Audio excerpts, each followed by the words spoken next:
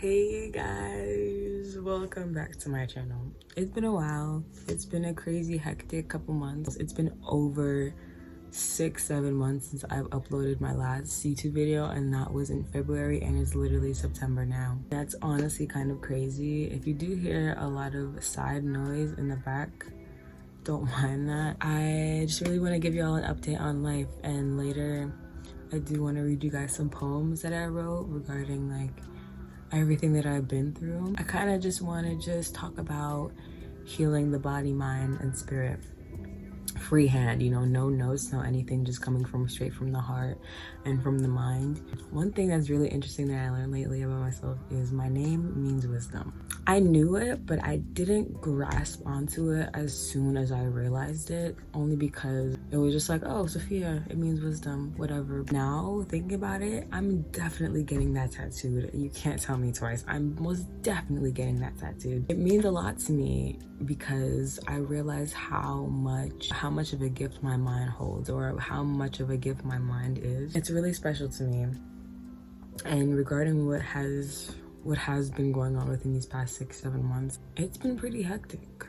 You know, I lost a lover. I didn't lose a lover, you know, grew apart, stuff happened. And then I went on my own period of isolation for a while, or 3 months. 3 months I went on, like, the whole summer was a period of isolation for me. I wasn't connected with anybody, and you think that when you don't have a phone, you're lost with everybody. Like, oh my gosh, like, people are probably texting my phone, like, I'm gonna cry, I'm gonna die. You think that when you do have a phone again, you have all the connection in the world. But like, I literally have my phone right now and nobody's hitting me up. Like, I'm just like, it's really like crickets. Like, it's like, okay. I thought I was like, hold on. Just look at the hair real quick. But I literally thought that I was gonna be like, oh my gosh, I'm gonna be on it, everybody gonna be texting my phone, I'm gonna be lit. But no one is doing that. And when you're forced to be alone, when you don't want to be alone, you think that everybody misses you. You think that the whole world is not moving around just because your presence or your energy is not in it. But one thing I learned, and this is the harsh truth, and one that my aunt even told me, is nobody cares about you as much as they think you do, or as much as you think they do. What I realized about myself is I put a pedestal on people, and I put a pedestal on how people care about me, how people look out for me, how people check up on me, because I always am craving to see the best in people. I never realized how much shit, like how many shitty people are around me, because I always see the best in people, or always see the potential that they could have when it comes to treating me like a friend, or just when it comes to treating me with genuine love. When I actually look at the bigger picture, and I actually look at circumstances and situations where I've been put in by these people, I realized that I'm the one who put those people on a pedestal. I'm the one who put too much belief, and I'm the one who put too much love and compassion in these people, when in reality, they don't actually care about me as much as I think they do. Obviously, like, even when I was talking to my aunt, we both, like, she made me realize this hard truth. Like, I was stressing, like, my birthday was around this time, and I was stressing about having, like, you know, a great time, but I was more so worried about my friends, and I was worried about me having a good time, and I became so frustrated that I couldn't get into contact with them. I was beginning to get so frustrated that some of them weren't even coming back to me, like, or just like speaking back to me about plans. And she was making me realize, she was like, girl, what had they done for you to feel whole? Like, you know, like, you're out here stressing about other people other than yourself,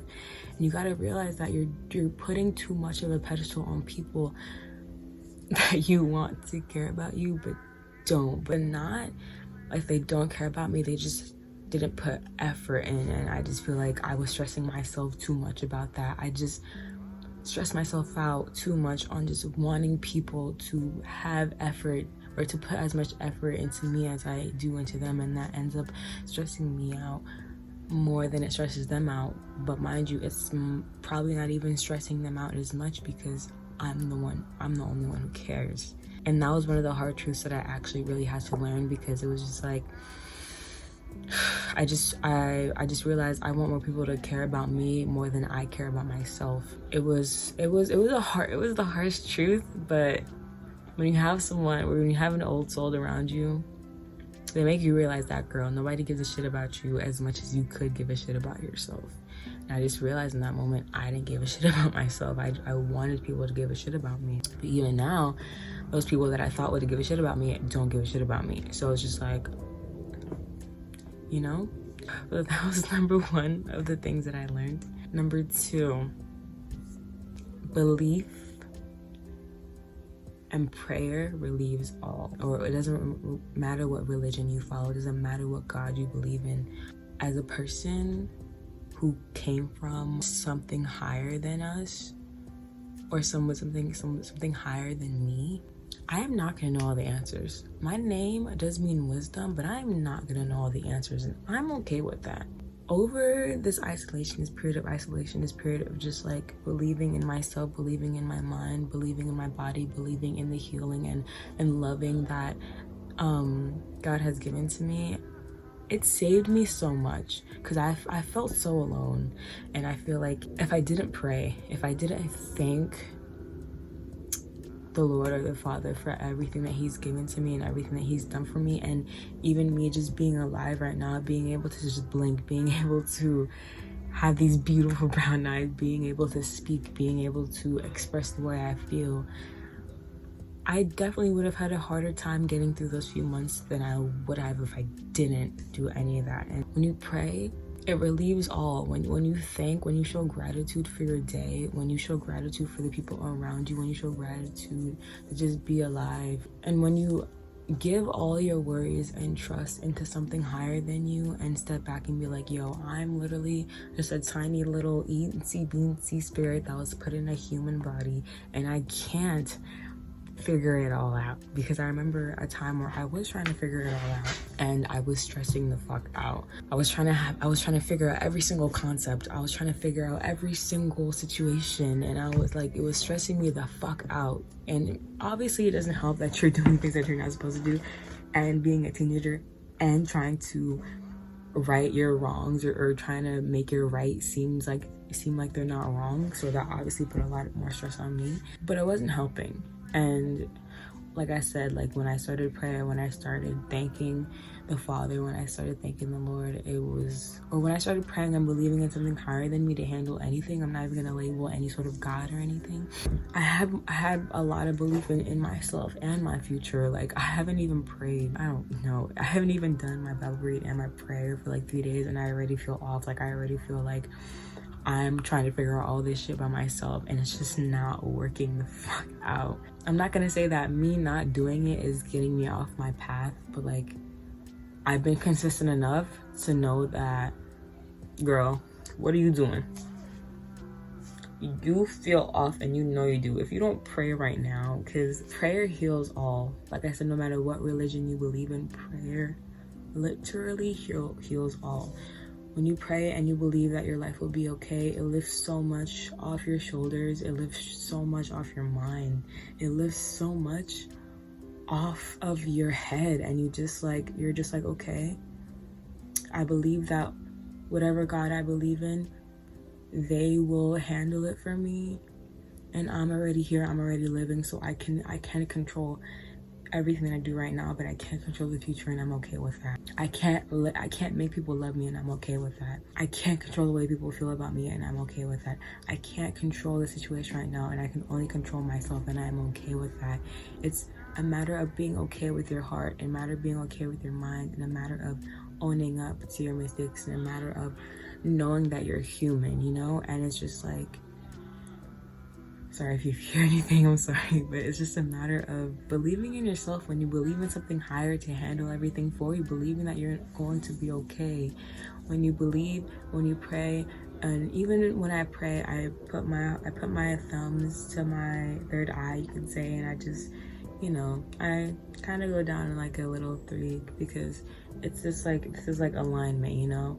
Your third eye, your throat chakra, and your heart chakra, I feel like main things. And even just like touching, and it's like I'm blessing myself, and even saying affirmations, you know, like it's just like, it's so healing and it's so good for me. And I feel like that's something that honestly really saved me. And it made me feel good. You know, I'm not gonna say prayer gave me clear skin, but I'm gonna say prayer gave me clear skin, because when you pray for different ways of self-fulfillment and love and internal acceptance, you drink water and you on that water intake. Because trust me, I got this bottle in July.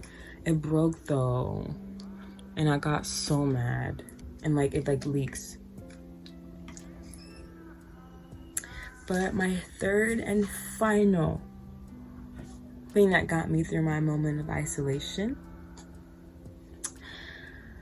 was acceptance. It was hard.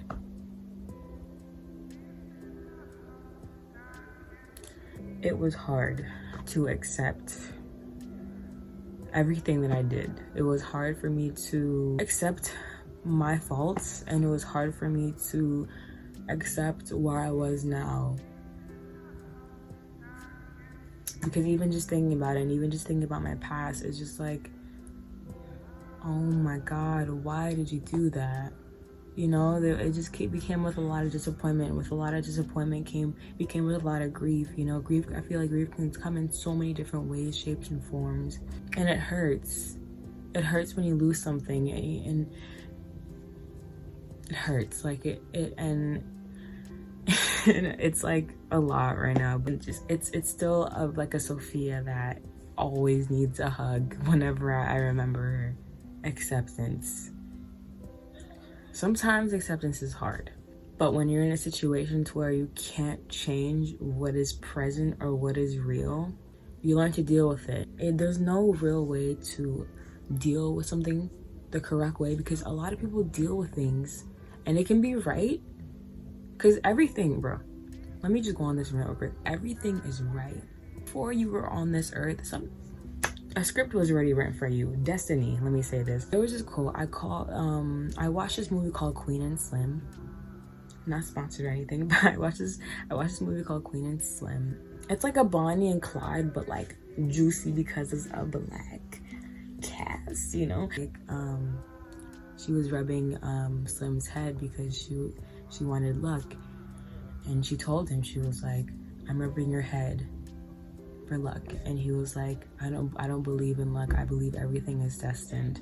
And that quote really stuck out to me. It really stuck out to me because once you believe that you were in this situation for a reason, and the situation only revolves around your growth, that's how you learn to accept where you are now. Accepting where you are now and accepting all the things that are around you is key to just really just moving forward. If you really think about it, you can have nothing, but you have everything. You have nothing, but you have everything. Where you are now, even if something was taken away from you, for instance, I didn't have my phone, I obviously didn't need that. Everything I had around me was what I needed for the moment. I had water, I had myself, I had shoes, I had clothes, or I have clothes. I had my journal, which saved my whole entire life, okay? My journal, that was my ride or die.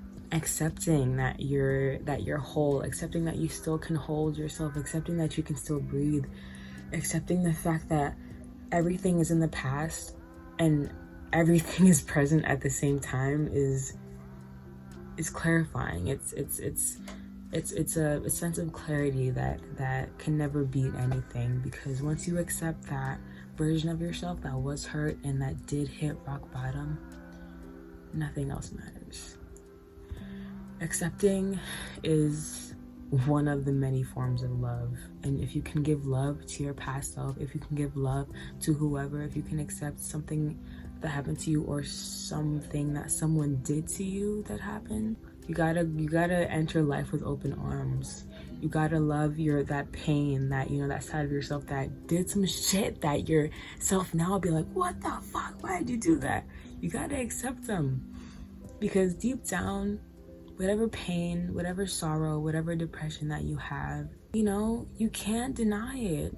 Once you know that you is coming from a place of fear and hurt and pain, or did come from a place of those aspects, you know that you just need acceptance, and love is all you need.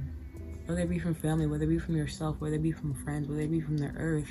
You know, the earth blesses us with love every day, from the birds chirping to the oxygen the plants provide us with, and with the sun, you know. They bless us every day. Without air, we wouldn't be alive. Without plants, we wouldn't be alive. And it's just like acceptance, you know. You have nothing, but you have everything. And those are the 3 things that I learned through my moment of isolation, and I hope that you can take this in, and I hope that you can learn something from it. But we're not done, because I have a poem or a few, I'll decide, that I really want to read to you. So I'll be right back. Okay, I'm back with my book. I have Deadpool on the back, and I have this thing from a college thing or something. This poem is called My Body. Of course, I have many other breaking poems, but this is the more on the positive side. But I will read it for you, and I hope that you can become inspired, and I hope that it can raise your creative juices to write and express your emotions through poems. This one is called My Body. My body, my body, my beautiful optimistic design of youth, one that I can explore with, care for, and love, given to me from the God above, from the curves of my hips to the very top of my lips, to the roundness of my head, to my legs, in my skin that never fails to show its everlasting soft radiance. I've been blessed with a body that is mine, a body only I can define, that never has to confine, my body that is perfectly divine. That was it. I really want to give y'all a journal tour, because I do draw a lot, but I hope that with that poem, it can make you feel good about being surrounded by yourself, not feeling alone. Your body holds so much fear, pain, love, and everything. It's so beautiful. But your body, you use your body every day. Your body carries emotions. Your body carries pain and guilt, especially in those hips. If you want to release some emotions, do some hip openers yoga. Like, do some, that would sound so weird, but do some hip yoga. Open up those hips, because hips is where a lot of trauma can be stored, and where a lot of emotions can just be settled within that haven't been let out. So if you do need an outlet, try some hip openers, and I strongly suggest pigeon pose or child's pose. If I didn't say it right, I'm sorry. But yeah, I hope that poem can inspire you, and I hope that this video did inspire you. If you are going through something right now, know that it's all gonna be okay, and know that you have, once again, your body and your mind and your spirit to fulfill, and your body is waiting for you to connect with it. Your body is waiting for you to love it. Your body is waiting for you to give it grace, to give it love, to give it kindness. Your body is waiting for you to care for it. And the thing is, your body is never disconnected from you, and you can always connect with your body whenever you can. You can always love your body, and your body is so full and so pure. And know that your body is your garden and your temple, so care for it as much as you can.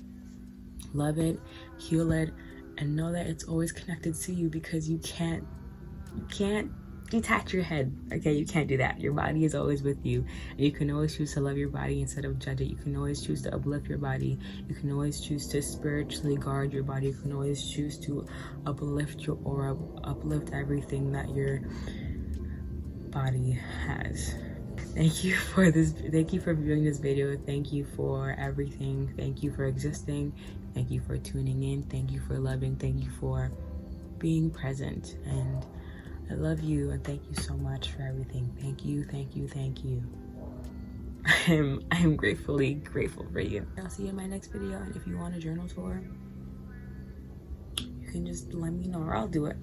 Okay, bye.